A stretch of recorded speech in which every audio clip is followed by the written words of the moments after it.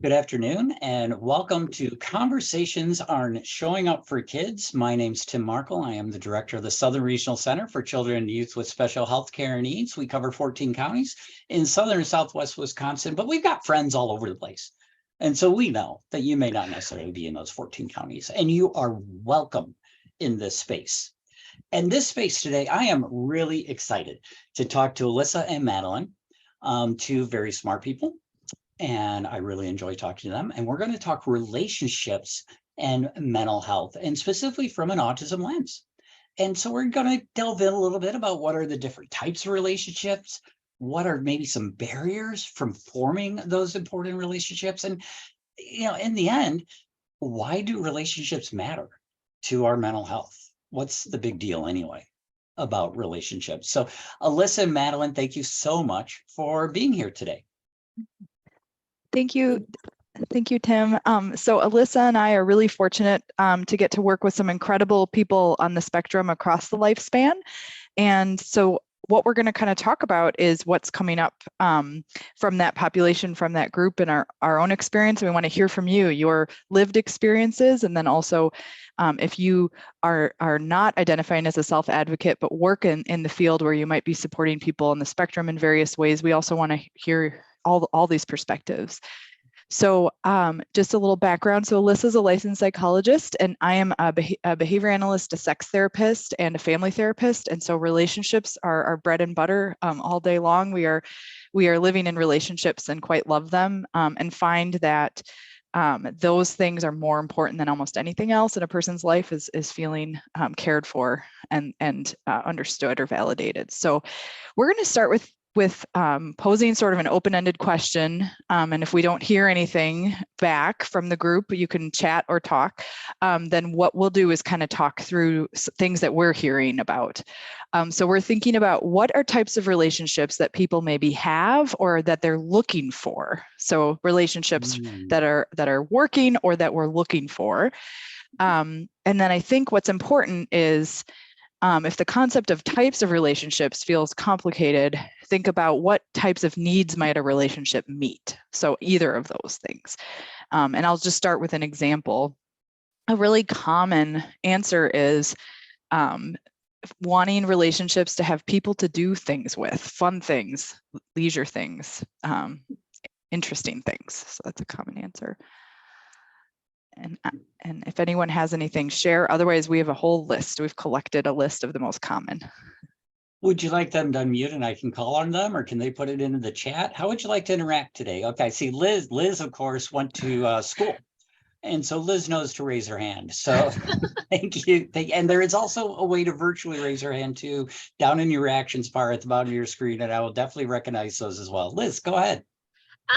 Hi, Madeline and Alyssa. It's so great to see you guys again. Hi, Liz. I think for me, in CLTS, a lot of the families and kids and teens that I run into and work with is just that they want a relationship. They don't really know what they want out of it, because up to this point, it's really just been a lot of family and not a lot of friendship relationships. And so my teens, they just like have that desire to have that relationship, but they truly have no idea like what that looks like. And from a service coordinator perspective, that's a really hard thing to like foster, because I can sign you up for all these activities, but you also have to do the friendshipping and the relationship making. So I think that's a big thing I run into. Thank you, Liz. That's a good, so, but I like what you said is that their desire is there, which sometimes people on the spectrum encounter that mythology that there isn't desire for relationships. So the desire is absolutely there. And I think so in the chat, people are giving examples, and one of the ways that friendships with peers or people outside of our family can meet our needs, and this is a great comment there, Heather, is relationships that allow you to be yourself authentically. So sometimes, though in family systems, it's not always the case, but sometimes as we're launching into who we are through adolescence and adulthood, we want to find peers who can validate who we are and who we're becoming. And so being yourself is a huge part of that. I love that comment, Heather. And then Tim said dating. Oftentimes, whether a friend becomes a date or not, that sort of access to people will increase the chances of future dating. whether it's in person or virtual, and or comfort with people in dating. And Alyssa, were you going to say something? Sorry, I could keep going. But Yeah, no, I just saw Elizabeth, both of those comments, and then Elizabeth's as well. The relationships where you share interests and spend time together. That's certainly one we hear a lot about too. You know, we all have things that bring us joy and that we love to do, and sharing that together with another person is definitely something that we hear a lot from kids, teens, and adults as well. Mm-hmm. Yeah. And then, Yeah, I had something to share as of what Liz had shared. Also in CLTS, just thinking of, you know, what are some types of relationships that are not paid, right? So like it might be like they have relationships with their respite providers, or, you know, a lot of these providers or services that are paid, but what are some natural supports too? yeah, we're in relationships, we sort of choose where we can pick the boundaries and pick the rules of those relationships. Whereas with support professionals or people like clinicians or people with CLTS, those relationships have, to keep everybody safe, they have predetermined guidelines that are not meant to meet everyone's need for friendship or relationships, right? So that's a good point. Yeah, it's sort of, and it doesn't mean those relationships aren't important, because they can, when pleasant and positive, serve as a nice model for what a person might be looking for in a friendship.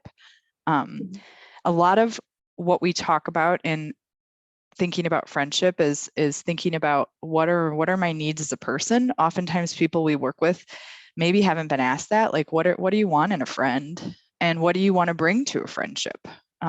And those two questions help kind of start that, what are you looking for in a friend, and what do you want to bring, kind of start that discussion about what we might need.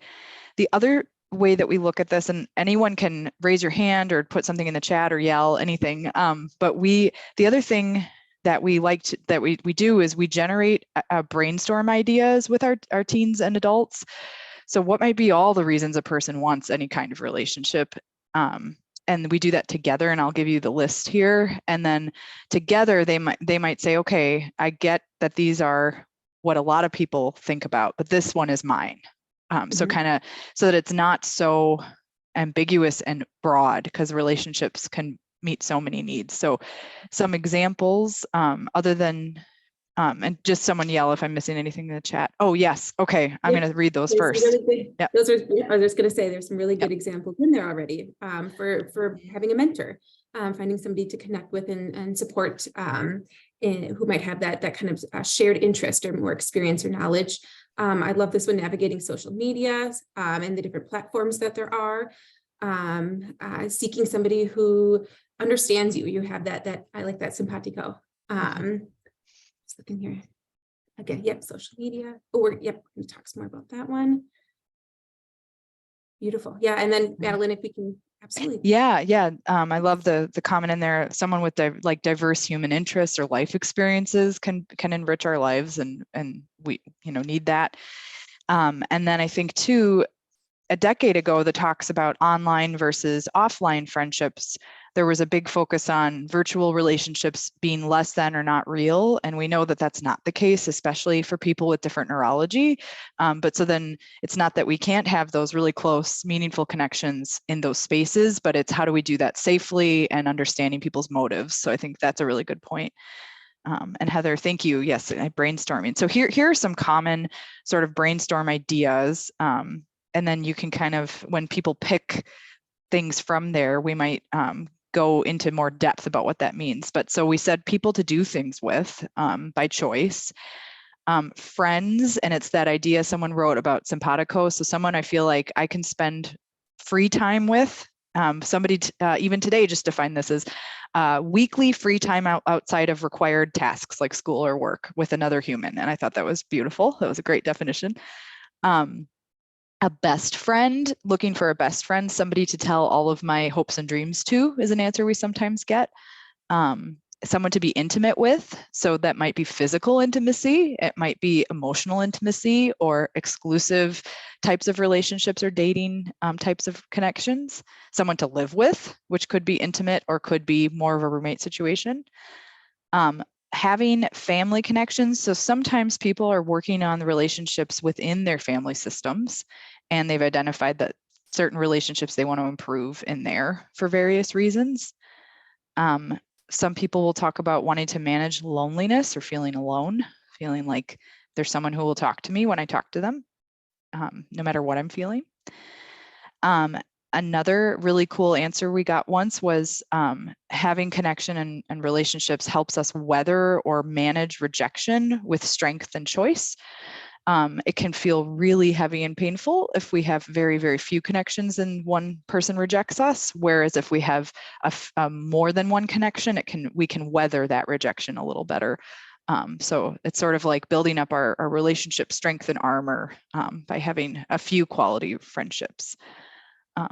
And then these are the things that often get not talked about, but this is, I think, true for all of us in various ways. But sometimes we need relationships because we want help with things. So like could be daily living or household tasks, establishing routines, managing schedules, managing money. I can think of in my life, and I'm sure we all can, relationships where we want and need those relationships because they serve really tangible purpose for us. So that's also kind of normalizing that as a part of life rather than seeing that as something that makes a person less than if they need that additional support. So those are the brainstorm lists. And you can get as in-depth or as general as you want, depending on who you're working with. Any other thoughts about that? I think I missed things. Oh, no, we're caught up in the chat. So did any of those strike you as important reasons for relationships? Anything you hear about?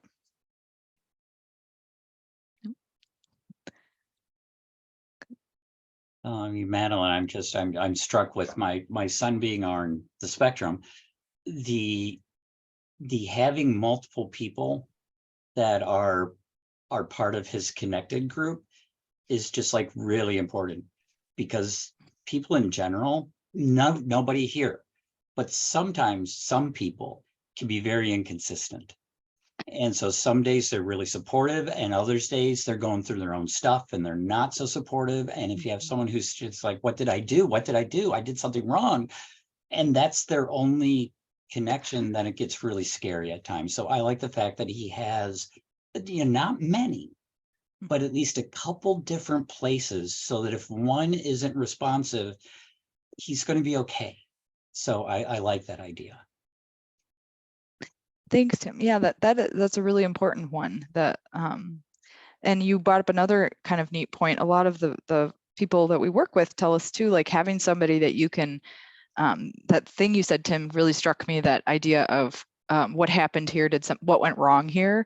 So having a friend outside of that you can discuss and navigate with is really helpful. And it, could always be the same person, but doesn't have to be. Sometimes in the therapy world, we will establish that safe person when someone starts dating or going to social groups. It's like, is there a person that you can check in with if, the texts didn't make sense from your group, or interaction in person was confusing? Because that is really valuable and easy to forget about. That's a really good point. Any others? And oh, go ahead. There's a next question. Madeline, yeah. I was just sitting here thinking about all this and going, now we've established, these different types of relationships that we can have and that we enjoy them. And I think of the ones that I enjoy and the ones that I can look at moving up. But I also know that it's hard to form these relationships, especially on the type of relationship that you might be looking about. And so as we, and that's just me. I know I have my own quirks and everything, folks, but I think about, again, my son or the people that I know that are autistic, and they have different sets of barriers, it seems, almost, to forming these relationships. Can you talk a little bit about those barriers that may be there in forming relationships and connections? Yes, Tim, thank you. So it's what we want to think about are what are the barriers? Why does overcoming those barriers matter? And then also what are some small steps we can take?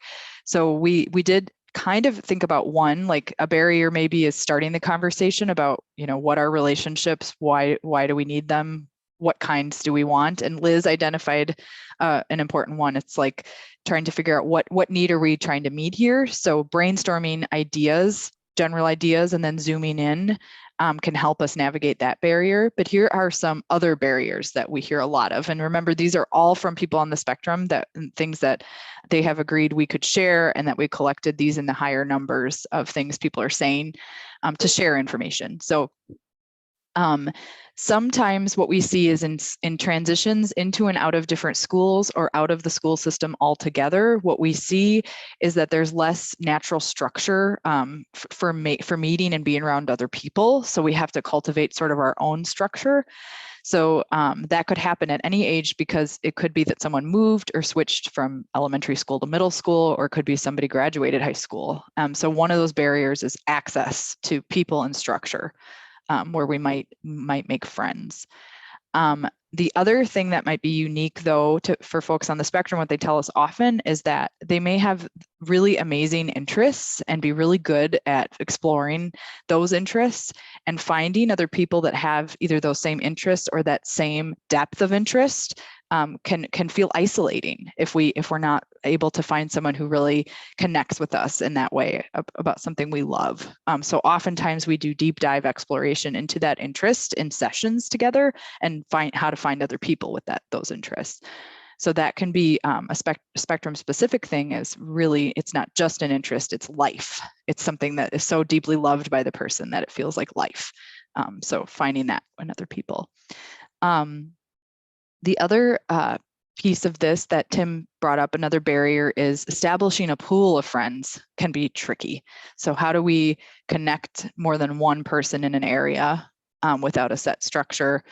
Is it okay to have help doing that? So establishing the pool is a barrier.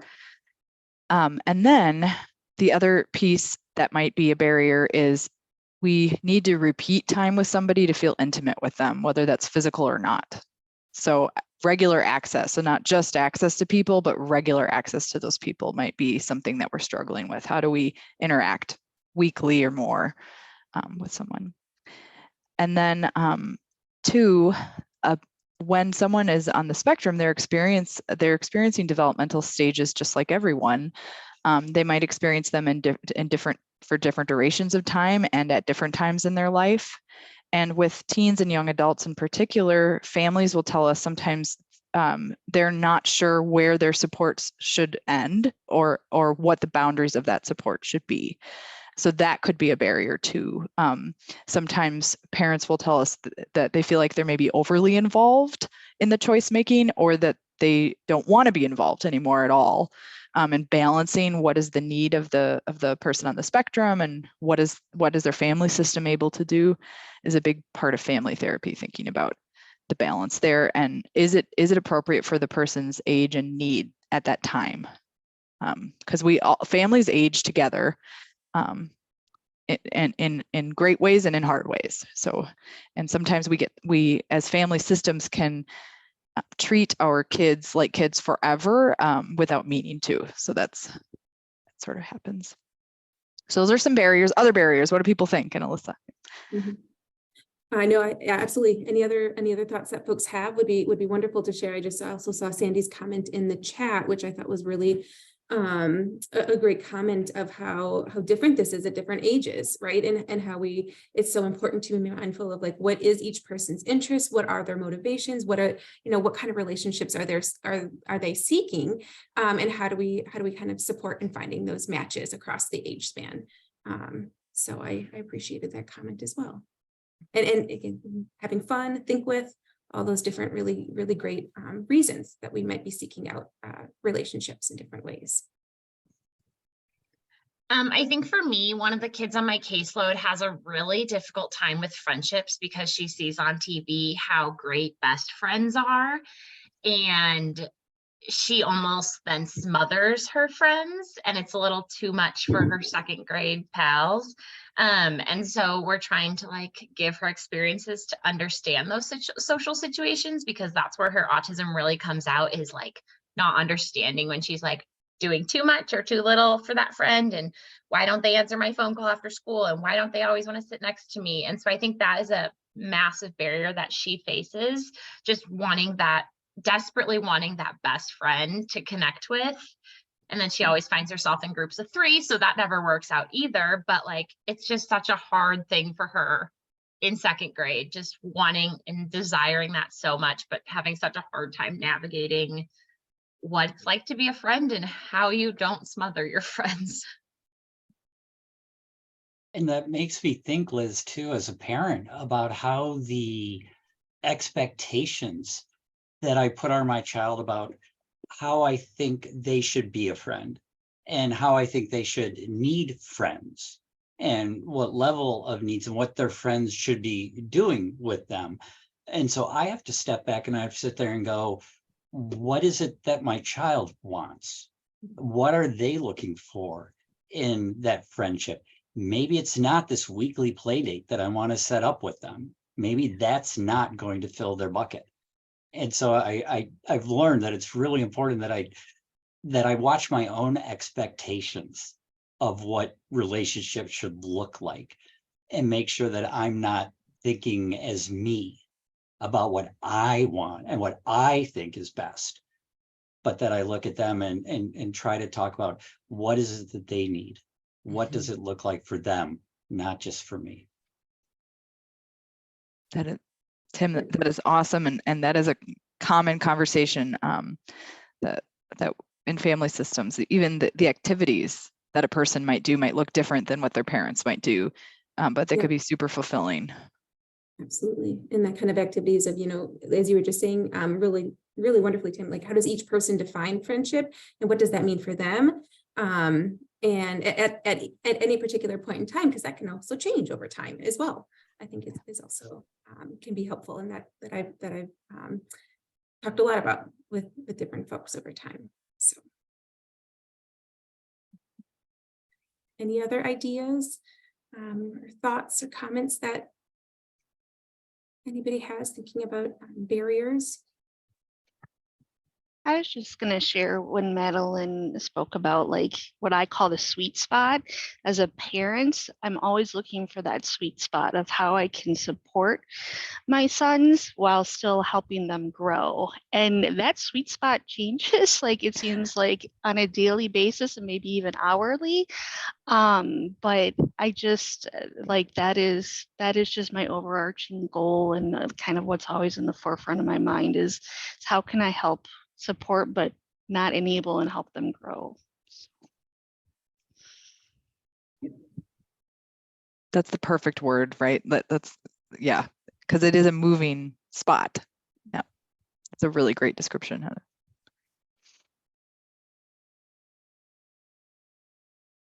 Oh, Tim, I think you're muted. I don't know if you're. I was just doing my, hey, Madeline and Alyssa, look at the chat. There's some good comments there. Awesome. So that's what this means. Thank you, Tim. I forgot to tell you. Nope, I need to open that up. Thank you. Yeah. There are apps. I like Megan's comment about social energy. That's a really great kind of framework to think about it as, for sure. Because there's so much mental, physical, emotional energy that we put towards so many things in our days. And I like that idea of social energy and how we spend that and what each person is, what is fulfilling for each person, and what they're looking for, that they're putting their social energy towards. And Sandy wrote about to Alyssa in that same line of thinking about play might look different depending on our neurology. It might look different depending on our developmental phase we're in, and how do we sort of honor what is that need, and is that need being met, even if it looks different for each person. So that's really great. And then Camilla's writing about a young adult who was desiring making friends, looking at the mechanics of how to initiate or start a conversation, how to follow up with an interesting conversation, Yeah, so sometimes, and I think we know in our field where this cannot work out is if we're imposing our ideas about those mechanics, but it's addressing that, as Camilla says, with the person, like what does it look like to start a conversation, and how do we kind of figure out how to make that easier is really important. That's great. And sometimes it is the personal thing of, like, with my son, it was like, well, dude, you tend to have a really loud voice. So it's going to help you make friends if you stop yelling at them. I know you don't mean to yell at them, but you get so excited that your voice goes up, your volume goes up, and people just naturally take the step back. So can we help you learn how to hear yourself better so that you talk in an even tone and not from your excited tone? That's a good. And you know, I was just thinking about my son is older. He's older than Tim's son. And when he was young in elementary school, I really worked so hard on that structured conversation and practicing, and it turned out that it was great for the other kids, which is really helpful because then they used that skill, with him. I would say though that for him at his older self, that he still really enjoys parallel existing and all that conversation work that we did. I don't know. I don't think it really was his thing. But he loves trying new activities and is part of a social group, but he doesn't know anyone's name in the group. When I ask him, who was there? Oh, I don't know. So it's just, I feel like as a older parent that, I don't know, learned a lot. Yes. Yep. Reflecting on that is awesome. It's like what worked and didn't work, what was useful and not. And I think those stories are important for parents to hear, because I think there is, we do hear a lot about a pressure to pick the exact right thing. And what we want is to look at and think about, observe and listen to the individual we're working with, because we might not know what the right thing is. We have research and clinical practice, but we have to ask the person or observe the person. Someone wrote about reciprocal versus one-sided relationships. That's a big one. Like coming up with an individualized system for identifying, is this person meeting my needs? Are they safe? Is it one-sided? Is one-sided okay? What, because we're all different, right?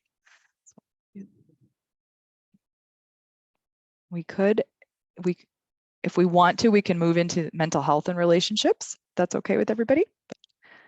I don't know, Madeline. I mean, that's like the whole overarching target topic of what we're doing this month. So yeah, I sure. Go ahead. Tim, it's okay. If we're not ready for it, we can go ahead and move into relationships and the help with mental health challenges and fit it within the topic of the month. That would be beautiful. Thank you Tim. So much. Beautiful. Thank you. Well, we wanted to kind of open it up as kind of have an open discussion, and then similar to these other areas, we know that there are many ways that relationships can help with mental health challenges that people are experiencing, and through our work with autistic children, teens, adults, and their families, we also kind of have come up with a list that folks have shared that have been impactful for them in many ways in supporting mental health challenges. But we wanted to kind of start with opening it up and with thoughts that everyone has related to what people have experienced, what you've heard, what has come up for big ways that can be helpful, how relationships can be helpful to supporting mental health. Any initial thoughts before we kind of go through our list?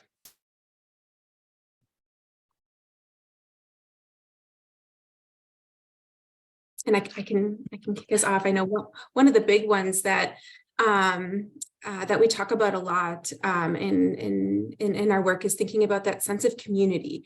You know, having relationships such as friendships or romantic relationships, for example, can really provide a source of sharing in activities that are of mutual interest. And so having another person to talk about and share in interests and passions can really support that feeling of belonging and having a sense of community, which can also decrease feelings of loneliness when you're spending time with another person. That is a big one that comes up often. I was thinking about how the quality of a relationship really impacts your mental health, because you may have a relationship that has some unhealthy tendencies, and that's going to obviously impact your mental health. Absolutely. I think that's a great example. And I think that's also an example of how relationships can impact our mental health in both ways, right? Both in positive ways and sometimes in negative ways, depending on that relationship and the qualities of the other person who we're spending time with and how that's affecting us for sure. And to your point, I think, you know, some of those qualities that can be helpful are those aspects of mutual understanding, and that it is very in a positive reciprocal way that you can depend upon somebody, and also you yourself can be dependable, right? And that you can experience that together. I really appreciate that thought that you noted. And oh, sorry. Does someone No, else go ahead, Megan. Oh, Heather, you're making me think that the two sort of biggest mental health diagnoses we see concurrent with neurological differences. We see many, right? But we see depression and anxiety, sometimes together, sometimes not together. But those two diagnoses often live together or co-occur. And we're seeing that with like a lack of reciprocity in relationships, or a lack of a feeling of belonging in that relationship. So you know, to be fully accepted as you are in a relationship can mitigate anxiety and depression. So then the reverse is also true. If there's a primary attachment figure or key relationship in your life where you aren't accepted, you might feel very long periods of low self-esteem and depressed and anxious.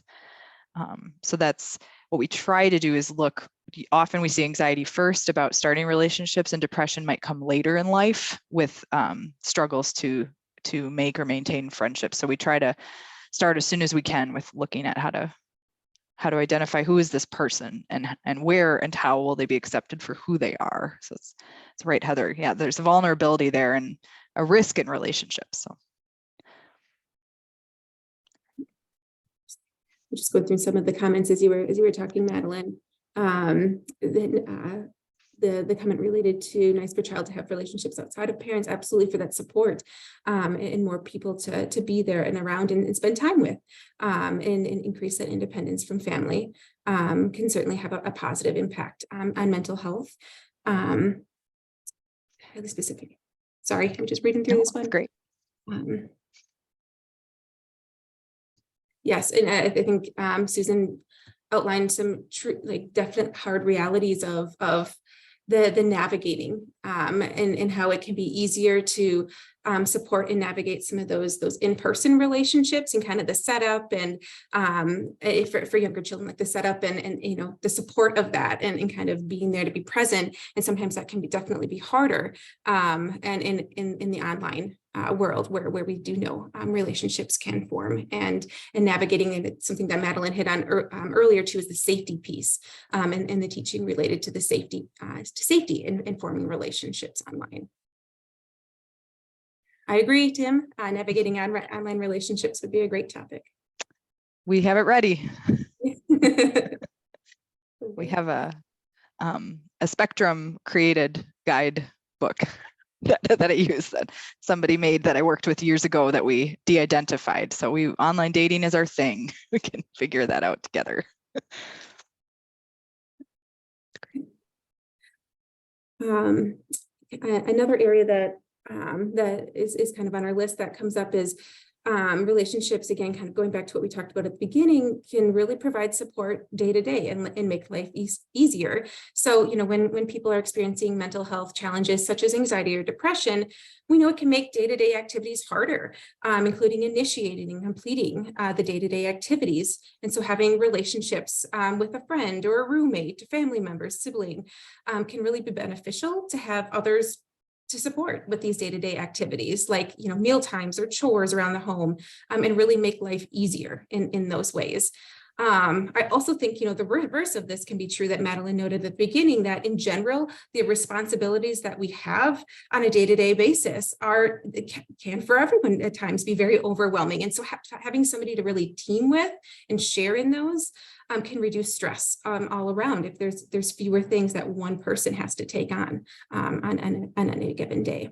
Can help with reducing feelings of anxiety or overwhelm with all of the responsibilities that are part of our days. Yeah. So I'm getting to be a little conscious of the time, and I promise people roughly about a 45-minute time frame here. So I'm going to get to the crux of the matter here, guys. I know that you've talked somewhat about it, but for the ending here, so what can we do? What can we, as clinicians, as family members, as people who care, what can we do to help? Yes. So Tim, there are a lot of theoretical big ideas there, but to get right down to the sort of nitty gritty of what to do. So what this starts with, depending on how a person communicates, because, you know, we're not all verbal communicators. So this could be observation or discussion, writing, drawing, any way that we can communicate information back and forth. We need to have that first. Are we able to communicate in a way where we can understand each other before we embark on relationship journey? That's super important. Alyssa, did you have a thought on that too? I was just going to say, and add that it helps identify, you know, what is the support that person is seeking, and what do they want, in kind of in written relationships that will help guide the ship in providing the support. Yes. And then two, this can be really overwhelming depending on what is the learning history of the person, what are they anticipating experiencing, or what have they experienced in the past. And I work with a lot of adults where they do have some trauma with trying to navigate and figure out relationships. So sometimes we have to make a little relationship plan. So we break it down in small steps. And one of the very first steps is, what do I like? So relationships are our choice, and they're made up of boundaries. I like this, I don't like that. And early learning, even in little babies, can be about, I like this, I don't like that. So we take that idea, we learn what that is for the person, and then we first apply that to leisure and free time and special interests. And we then, if the person is interested, move from that level into that with other people. And so I know that it might sometimes seem silly to break it down to that degree, but breaking it down to that degree can help us with that anxiety and depression as we're making these things manageable. And then we really partner with people on that journey, because lots of feelings come up on that journey. It's a big deal to go out there and make friends. We talk about how being understood, cared for, loved, it's never impossible, and it's never too late. We just have to keep working together. And then once we have established some activities that the person likes, again, all with the consent of the person, it could be hobbies or leisure. We want to think about, what is their experience of those shared with other people? Is it positive? Is it negative? Are we hitting the mark in terms of their happiness with the people they're around? And then we also talk about it as a journey. So we repeat this and we plan ahead. If this doesn't go well, what will we do? We'll pick something else. Instead of, what I see a lot is, it didn't go well and my heart is broken and I don't want to socialize again, even though I want a friend, right? Which I get that feeling. So we figure out a backup plan and a debrief plan ahead of time. So the other thing, again, as I mentioned, is, so we're thinking about leisure with other people, putting the pieces together alongside a person, not for them, but alongside them. And then the other piece is there a support person? Maybe it's you, maybe it's a different friend, but somebody to help weather that sort of storm in between the hard interaction. So maybe a social group that they went to for a gaming club, for example, had people there that were a little stressful, so they didn't want to go back. Okay, let's talk about what happened. Are we going to go back? Not go back? What are we going to find next? So it's sort of an ongoing dialogue and a process. And then we can repeat this as many times as we need to until we find a group. And we do find it. We just we don't rush, and we make sure it's what the person wants. So that is kind of the short, long meat of the details of finding people, relationships. So, other thoughts people have?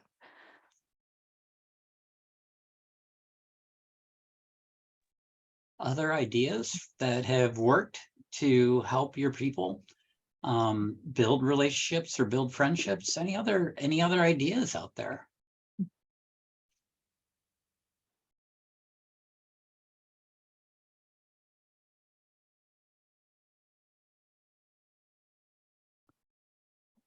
I think few support people have talked, or people who work in the field. Those of us who stay here for a long time genuinely like the people that we work with, like genuinely enjoy diverse people from different backgrounds. So I think at the very least, being that person that, you know, has pure joy and sharing in somebody else's interest, that is a great start. So if it feels overwhelming, you can think about how to like and find a way to like what other people like, to do this job for a long time. And I love all the special interests I hear about in the clubs. And we in our clinic, we have a running list of shows and movies that we've been asked to watch, video games we've been asked to play. We do all of it. We do every single thing a person says they like and try it. So it's really great. And it is so much fun, and often new passions develop for us then when that happens. We learn new things, which is really awesome. Yeah, let me tell you, I used to think anime was really silly. And then I started watching some anime with my son, and it's really cool. There's really some good storylines and really neat stuff. I'm like, oh, okay, this is not a rabbit hole I need to go down. I have too much stuff already. But it was no longer adult cartoons. No, that's not what it is. It was so cool, and opened myself up to a new experience. Got it. It's a really good example. Well, we are winding up our time, and just on this topic, I'm going to do a shameless plug for Conversations Aren't Showing Up for Kids. Last night, we had a fantastic conversation with Scott Allen about dignity and internalized shame. And one of the things that Scott left burned into my memory, is that he talks about how relationships are important, but he likes to start with the core relationship, first relationship of how that person views themselves in relationship to the universe, and helping them to come to the realization that they have worth, that they have benefit, that they have skills, they have something to give, they matter, and starting with that relationship and that foundation to grow the other relationships. Not posted yet, but it will be onto the page, and you can hear Scott talk about it. He does a much better job than me, but just when we talk about relationships, I just love that start with that core relationship of yourself to the universe. How do you see yourself relating? Thank you, Tim. That's, Absolutely. And I am going to go ahead and call an end, and I'm going to stop the recording, but if you guys are okay, we can hang out for a little bit more. Or at least I'll hang out for a little bit more. I don't know what Madeline and Alyssa have to do, but please do take a moment, do some feedback. Madeline, Alyssa, thank you so much for being here. Really appreciate it. I will get the recording out as soon as I can. Thank you, everyone. Thank you, Tim. Tim and everyone. Thanks for having us.